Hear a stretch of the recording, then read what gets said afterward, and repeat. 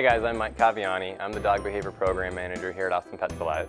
Today we're going to be going over the skill that we call place. So teaching your dog how to go to place on command. It's a pretty fun skill to teach, and it's a very useful skill. It's something that I think a lot of us have dogs that don't behave perfectly when visitors come over, our friends come over, our buddies come over, and our dogs maybe leave a lot to be desired in how they behave. That may be that they're being like protective of the household, or it may just be that they're so stoked about your friend coming over that they're maybe jumping up and being a little rude. So whatever the case may be, this is a really useful skill to use for that context, or the dog that's maybe just like rude around the dinner table and you want to teach them don't crowd us while we're eating. You can send the dog to place on command, and that's a pretty fun, again, universally useful skill. So for this skill today, you're going to see Amy Jones, our Adoption Follow-Up Program Coordinator, working with Leonidas, one of our dogs that's up for adoption. He's never learned place before, so we're going to see from scratch how to teach place from the very beginning, and we'll see how far we can get him in this session so you guys can demo that or do that at home with your dog.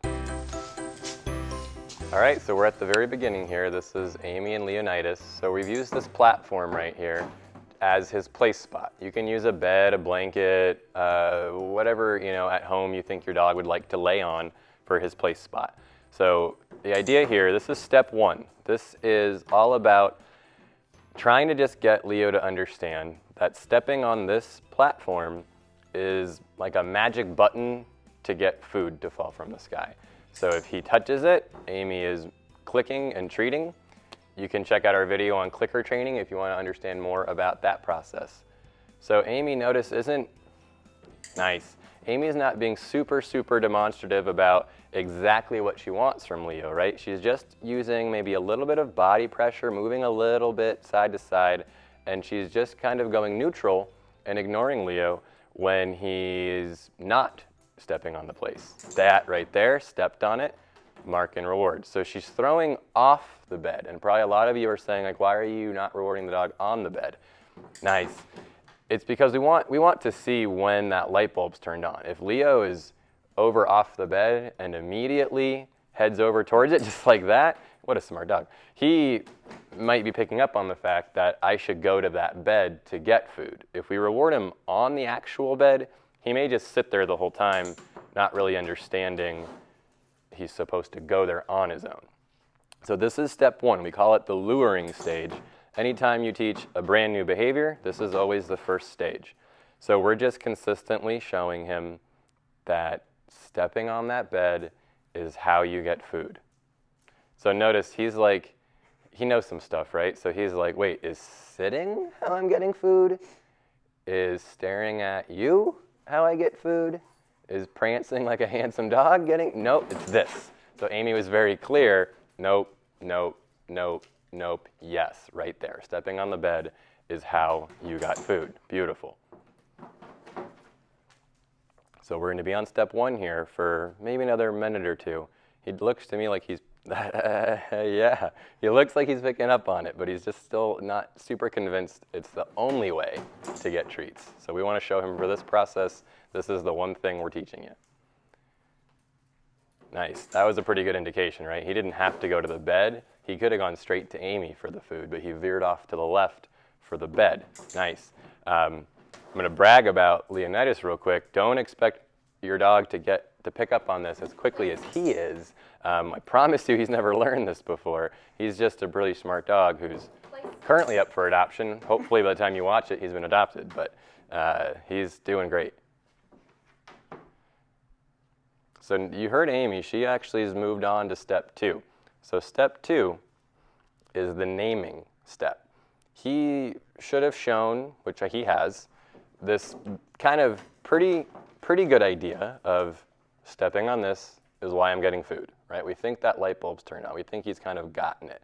And so now we're on the naming process. Amy's not doing anything different other than saying the name right when Leo does the behavior. Boom. So as soon as he actually steps on that bed, Amy is now introducing the name of this new skill, which is place. So the actual mechanics of it, she's doing the same thing, right? She's not telling him what to do. She's not saying the word right now because he doesn't know what it means. She's just saying, this new game you just learned, of stepping on a bed and getting food is called place. So that's why she's saying it right when he does it. Place. Boom, right there, exactly. So this is step 2, the naming process. We're going to be on this for a couple minutes to really make sure we've really firmly implanted that idea of this is what this is called.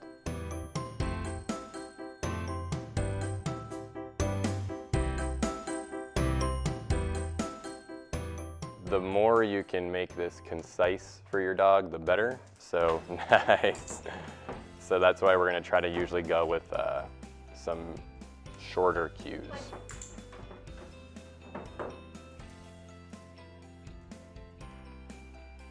So still on the naming process. As soon as he touches it, Amy names it, place, then mark, click, and then tosses food.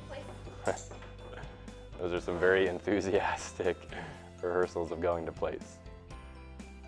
But you see, every so often, he's still like, all right, hold on, what if I go into a down? What if I look at you? What if I sit?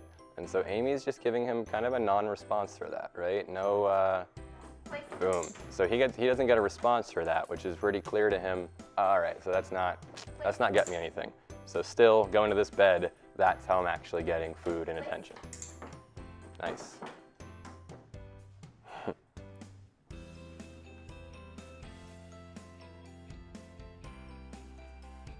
Nice. So he got a little stuck. He was just kind of staring at Amy. So Amy just very nonchalantly moved her body a little bit, which then helped him figure out, oh, right, I should go to this bed.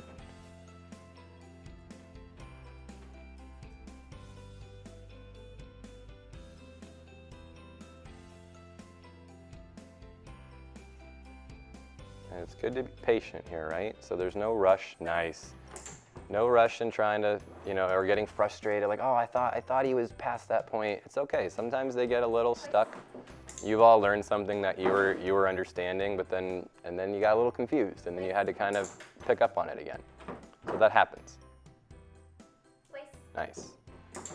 So we are on step 2. I think it looks to me like soon enough. So Amy tried out right there. That's what you're going to end up doing. She tried to see if we were ready to be on the cueing phase, which is actually saying it before they're doing it, right? You're cueing the behavior to see if that's actually registered, and actually now they know, oh, I heard it, now I go there. So she tried it out.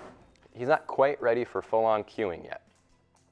But there's kind of a step 2.5 where you're technically still naming, but you're starting to stretch out that process. So you're naming the behavior potentially a little earlier and a little earlier. You're like pretty dang sure he's going there. You can tell he's on his way to the bed. So you say the cue then. You're just stretching out that naming process. So you're technically kind of cueing because the dog's not actually there yet, but you're not risking saying it when he's not even looking at it, right? So Amy said it when he was on his way there. So it's kind of a way to stretch out that process. You're in between naming and cueing.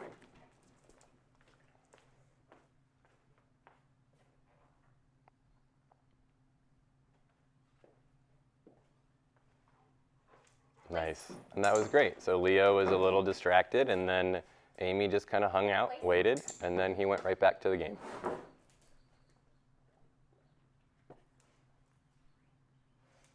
Nice.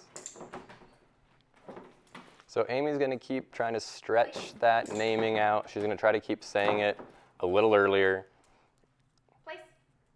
Nice. So like maybe that was a cue, right? We'll see. We'll keep trying that out. But she definitely named that really early, which is how to really successfully get to, that was a cue to me. Yeah, that looked like a cue, right? He wasn't even looking at the bed. She said it, he turned and went. So that means we're pretty much ready to be on the cueing phase, which is the last phase. So that was pretty nice. So Amy did use a little bit of body pressure there to get him to go, which was smart because she cued it. He didn't go immediately, so she just used her body to kind of almost motion towards the bed. So Amy marks him when he gets there. She rewards him on the place and then frees him. So place means go to your place, sit, and stay. So when she rewards him, she's going to make sure that butt's on the ground, and then she'll release him with the word free. So this is what the final product's going to look like early on. He doesn't have, he's not perfect at it yet, right? He just learned this, but he clearly knows when he's told place, that means I go to this place. So let's watch a few more times of Amy cueing it and Leo successfully going. And then notice now how, again, Amy is rewarding him on the bed and then freeing him off. So he has to stay on that bed now that he actually knows what it means. Nice.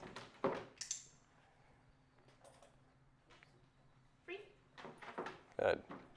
So we teach all the dogs here that a release command in their obedience. So if we say sit or we say down, they have to hold their sit, they have to hold their down until further notice. So we build that release command in, that's what free means. So he goes to place, he has to now hold place until he's told he's allowed to leave, which is what free means. Nice. Place. So we're gonna end up getting maybe 1 or 2 more good ones. So try to always end your sessions on a good note. Don't do too much because you don't want to kind of burn out your dog. You've all been in a class and you've been really, really getting it, but then the teacher just keeps throwing more and more at you, and then you're just like, oh my God. So we don't want to do that, but at the same time, we always love getting a few really solid ones before we end the session. So I'm going to leave it up to Amy on when she feels like she's gotten a good one to end on. Almost out of treats too. This does require lots of food, you guys. So maybe, use their breakfast or their dinner. Nice.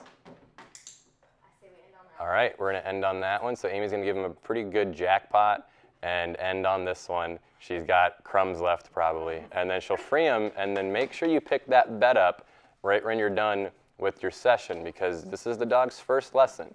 We don't want him to now be stepping on that bed after the session's over, and then all of a sudden, wait, what? I thought I was getting food when I stepped on this bed. Is that not true? Oh, I guess that's not what this whole session was all about. So we don't want to confuse them. You generally want to do between maybe 2 or 3 full sessions of this before saying that the dog is fully generalized to place. And then once they really know it, yes, you can leave that bed out and just cue the dog to go to place whenever you'd like to. So that was pretty impressive for a first shot. He went through all 3 stages. He actually fully got to the cueing stage. Do not be discouraged if your dog ends up kind of getting bored with the session or not figuring it out as quickly as Leo did. You might end up ending on step 2. You might just be naming for a little bit, and then, I don't know if we're gonna be ready for cueing in this first session. That's okay. Do it a few hours later and see if you can get to naming or to cueing later on. So next steps, you guys, would be off leash, right? Amy kept the leash on the whole time, really just because we've got camera equipment around, but I think he could have been off leash at some point in that session. So we start on leash, and then we'll end up maybe dropping the leash to let the dog have some more freedom.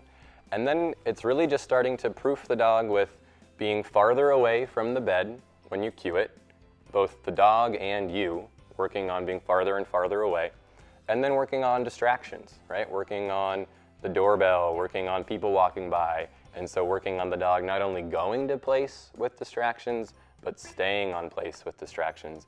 You're gonna see another video, if you want, of using this skill for some of those really important behaviors that we were talking about that we want to try to eliminate. So this is the foundation of going to place, but you'll see in some other videos of how to use this to really kind of take the place of unwanted behaviors. So check out those videos.